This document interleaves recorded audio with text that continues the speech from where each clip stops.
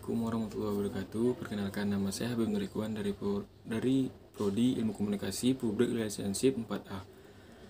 Kali ini saya ingin menjelaskan dampak dari globalisasi, dampak negatif, dampak positif, dan perkembangan dari globalisasi itu tersebut.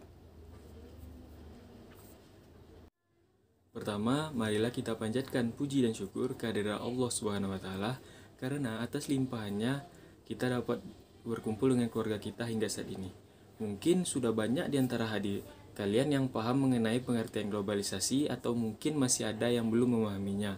Kali ini saya ingin sedikit mengajak kalian semua untuk mengingat kembali beberapa pola hidup yang mengakibatkan globalisasi. Apa pengaruhnya bagi kita semua dan bagaimana kita menghadapi pengaruhnya. Globalisasi berasal dari kata global yang memiliki arti menyeluruh. Global berarti proses penyebaran unsur-unsur baru yang mencakup informasi dari seluruh dunia melalui media cetak atau elektronik. Globalisasi mempunyai pengaruh yang hampir meliput semua aspek lini kehidupan. Misalnya saja dalam bidang transportasi, ada begitu banyak kendaraan yang dapat kita jumpai di jalan raya setiap harinya. Transportasi ini membuat orang lebih mudah untuk melakukan aktivitas ataupun pekerjaannya.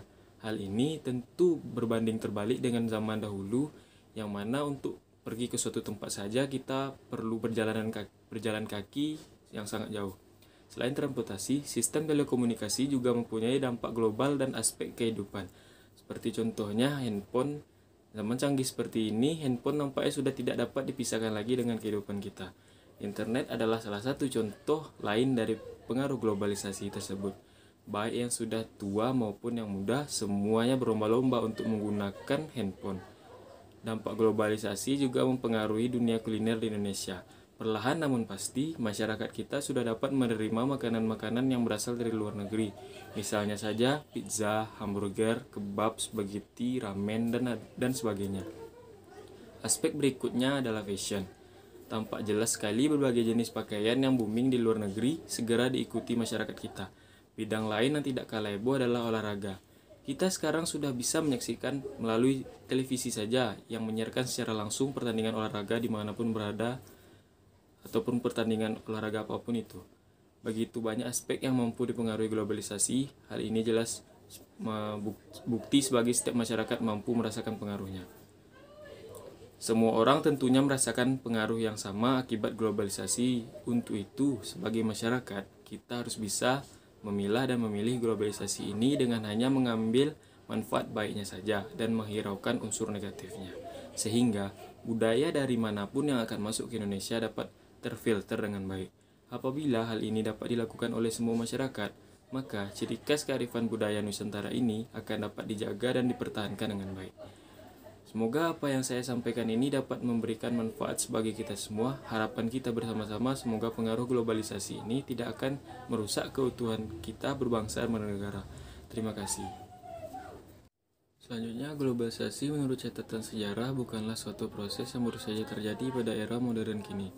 Fenomena global telah terjadi 60.000 tahun yang lalu pada awal sejarah manusia, sebagaimana dikutip dari Homer. Dilansir dengan pengertian bahwa manusia adalah makhluk yang memiliki keingintahuan yang tinggi untuk menjajaki banyak hal dan menjelajah. Sepanjang waktu, perdagangan atau pertukaran budaya masyarakat berkembang. Selain itu, fenomena migrasi juga telah berkontribusi pada pertukaran populasi dengan ragam budaya. Saat ini dalam bentuk traveling, pertukaran budaya berlangsung lebih cepat. Fenomena ini terus berlanjut sepanjang sejarah, terutama melalui penaklukan militer dan ekspedisi eksplorasi. Namun, baru kemajuan teknologi di bidang transportasi dan komunikasi yang mempercepat globalisasi.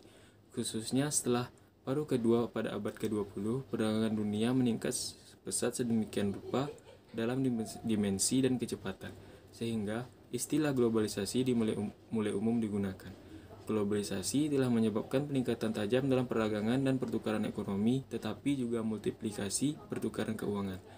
Pada tahun 1970-an, ekonomi dunia terbuka dan perkembangan kebijakan berdasarkan perdagangan bebas mempercepat fenomena globalisasi.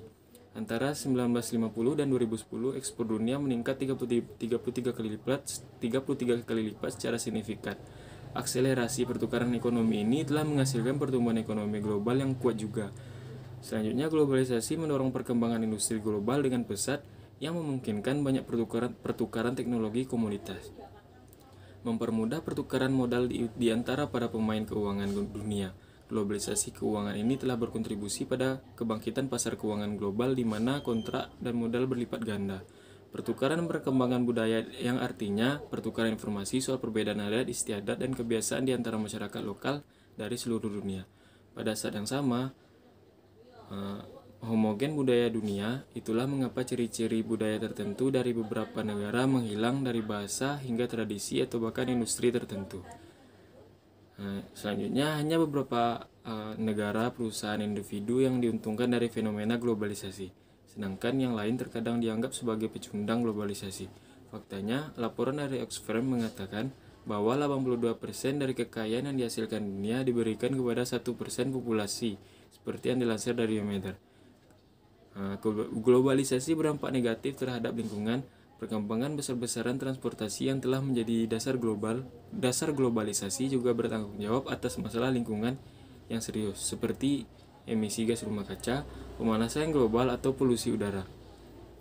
Distribusi barang di seluruh dunia juga menimbulkan masalah sampah yang besar, terutama yang menyangkut populasi plastik. Globalisasi menyebabkan pengangguran dunia meskipun hal itu membawa beberapa kesempatan kerja. Terlepas dari kenyataan bahwa itu membawa peluang kerja di global, tetapi itu masih disalahkan untuk situasi di saat ini. Misalnya, Indonesia menghadapi pengangguran dan kemiskinan yang meningkat ke tingkat yang tidak dialami dalam 2 dekade, kondisi kesehatan yang buruk, dan lingkungan alam yang rusak. Globalisasi telah menyebabkan penyebaran budaya dan pengaruh barat dengan mengorbankan budaya lokal di negara berkembang, misalnya gaya berpakaian dan kebiasaan makan, lalu bahasa. Sekian dari saya, itu saja yang dapat saya sampaikan. Assalamualaikum warahmatullahi wabarakatuh.